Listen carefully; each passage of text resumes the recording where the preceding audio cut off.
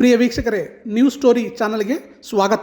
ಚೀನಾದ artificial intelligence smart app ಡೀಪ್ಸೀಕ್ ತನ್ನ ಹೊಸ R1 ಮಾದರಿಯನ್ನು ಇತ್ತೀಚೆಗೆ ಬಿಡುಗಡೆ ಮಾಡಿದೆ. ಇದರ ಬೆನ್ನಲ್ಲೇ ಅಮೆರಿಕದ ಷೇರುಪೇಟೆ ವಾಲ್ ಸ್ಟ್ರೀಟ್ನಲ್ಲಿ ಅಲ್ಲೋಲ ಕಲ್ಲೋಲ ಉಂಟಾಗಿದೆ. ಡೀಪ್ಸೀಕ್ R1 ಪ್ರಭಾವ ಎಷ್ಟರ ಮಟ್ಟಿಗೆ ಇದೆ ಎಂದರೆ ಹಲವು ಟೆಕ್ ಕಂಪನಿಗಳ ಷೇರುಗಳು ಪಾತಾಳಕ್ಕೆ ತಳ್ಳಲ್ಪಟ್ಟಿವೆ.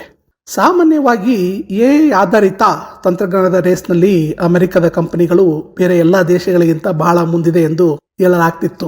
ಆದರೆ ಚೀನಾ ಈಗ ಅದನ್ನು ತಪ್ಪು ಎಂದು ಸಾಬೀತು ಮಾಡುತ್ತಿದೆ. ಡೀಪ್ಸೀಕ್ ಲಾಂಚ್ ಬೆನ್ನಲ್ಲೇ ಅಮೆರಿಕದ ಷೇರು ಮಾರುಕಟ್ಟೆಯಲ್ಲಿ ಎನ್ವಿಡಿಯಾ ಕಂಪನಿಯ ಷೇರುಗಳು 15% ಕುಸಿತ ಕಂಡಿದೆ.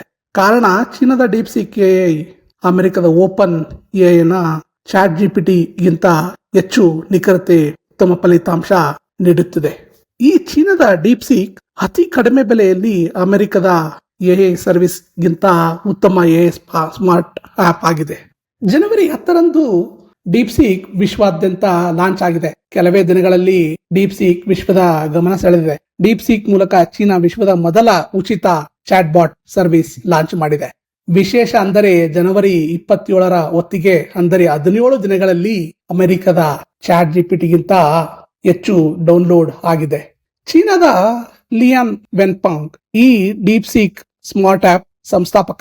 ಕೇವಲ $6 ಮಿಲಿಯನ್ ಅಮೆರಿಕನ್ ಮೊತ್ತದಲ್ಲಿ ಡೀಪ್ಸೀಕ್ AI ಸರ್ವಿಸ್ ಅಭಿವೃದ್ಧಿ ಪಡಿಸಿದ್ದಾನೆ. ಸದ್ಯದಲ್ಲಿ ಡೀಪ್ಸೀಕ್ R1 ಹಾಗೂ R0 ಅನ್ನು 2 ಮಾಡೆಲ್ಗಳಲ್ಲಿ ಲಭ್ಯವಿದೆ. ಬಳಕೆದಾರರು R1 ವರ್ಷನ್ ತಕ್ಷಣದಿಂದಲೇ ಬಳಸಬಹುದು.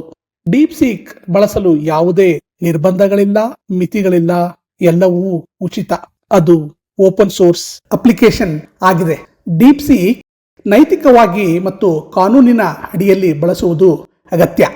ಇಲ್ಲವಾದಲ್ಲಿ ಅದು ಪ್ರಪಂಚಕ್ಕೆ ಹಾನಿಕರವಾಗುವ ಎಲ್ಲಾ ಸೂಚನೆಗಳು ಕಾಣಿಸುತ್ತಿದೆ. ಡೀಪ್ಸೀಕ್ ಅಪ್ಲಿಕೇಶನ್ ನಮ್ಮ ಮುಂದಿನ ಪ್ರಪಂಚವನ್ನು ಬದಲಾಯಿಸಲಿದೆ.